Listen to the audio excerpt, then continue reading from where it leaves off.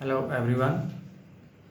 आज हम कुछ इम्पोर्टेंट बेसिक टर्म्स जो हैं अकाउंटिंग की वो डिस्कस करेंगे, जिसमें आ जाती हैं transaction, business, capital, drawings, assets, liability, sales, sales return.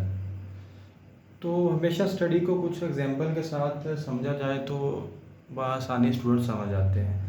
तो इन सब चीज़ों के लिए हम आज आप लोगों को मैं एक एग्जांपल दूंगा जिसमें इंशाल्लाह ये सारी चीज़ें कवर होंगी। तो first of all mister X Y Z है कोई, उसने जी कहा कि मैंने कोई बिज़नेस करना है, मेरे पास पैसा पड़ा हुआ है, मैंने कोई बिज़नेस करना है और उस बिज़नेस से मैंने अर्निंग करनी है, कोई उसको मैंने प्रॉफिट लेना है उस बिज़नेस से। अगर आप कोई लीगल एक्टिविटी करें for the purpose of to earn the profit, उस चीज़ को कहते हैं बिज़नेस। और सेकंड वन उसमें आ गया बिज़नेस।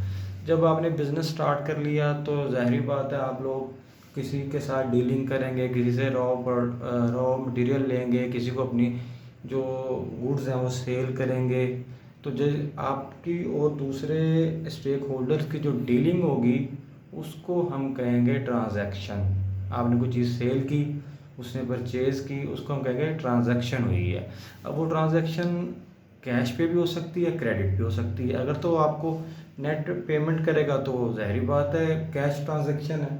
अगर वो कहेगा जी इन फ्यूचर फ़लाँ डेट को मैं आपको पैसे दूंगा तो आपकी क्रेडिट ट्रांजैक्शन हो गई। अब मेरे पास कुछ पैसा था बिज़नेस के लिए, फॉर एग्ज़ाम्पल मेरे पास कह लें या एक्स वाई जी के पास भी पैसा था बिज़नेस में इन्वेस्ट करने के लिए कोई 10 मिलियन। तो उसने पैसा इन्वेस्ट कर दिया 10 मिलियन। तो उस चीज़ को हम कहेंगे कैपिटल। जो ओनर ने बिज़नेस में इन्वेस्ट किया है उसको क्या कहेंगे? कैपिटल। अब ओनर को जब 10 मिलियन ओनर ने इन्वेस्ट कर दिया, उसको कोई ज़रूरत, अपनी पर्सनल ज़रूरत पड़ गई, कोई काम उसको पर्सनल ज़रूरत के लिए उसने कुछ पैसा 10 मिलियन से निकाल लिया कंपनी में से। जब वो पैसा निकालेगा अपने पर्सनल यूज़ के लिए तो उसको हम क्या कहेंगे? ड्राइंग्स। ठीक हो गया।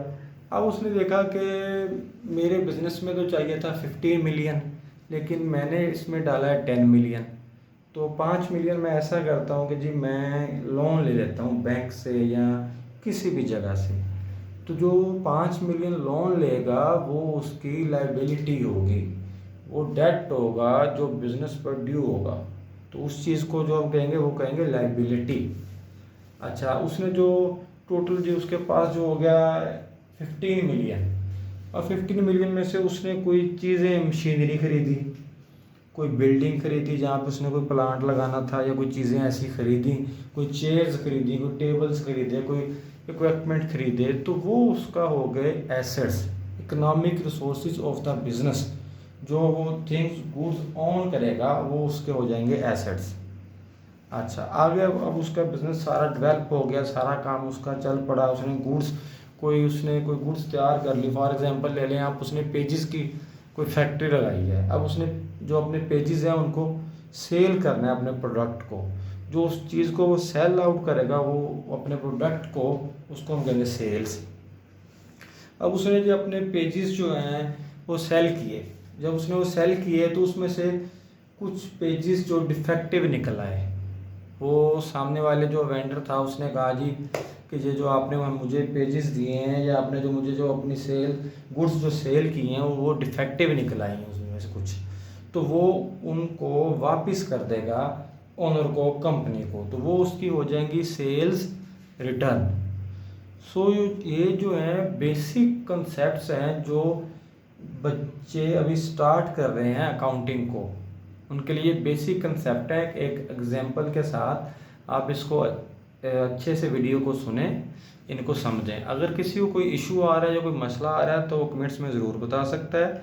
और अगर कोई स्टूडेंट चाहता है कि किसी और टॉपिक के बारे में जल्द से जल्द वीडियो आ जाए तो वो भी आप कमेंट में मेंशन कर सकते हैं। काइंडली दुआओं में याद रखिएगा, चैनल को सब्सक्राइब करें, वीडियो को लाइक एंड शेयर ज़रूर कीजिएगा। Thank you so much.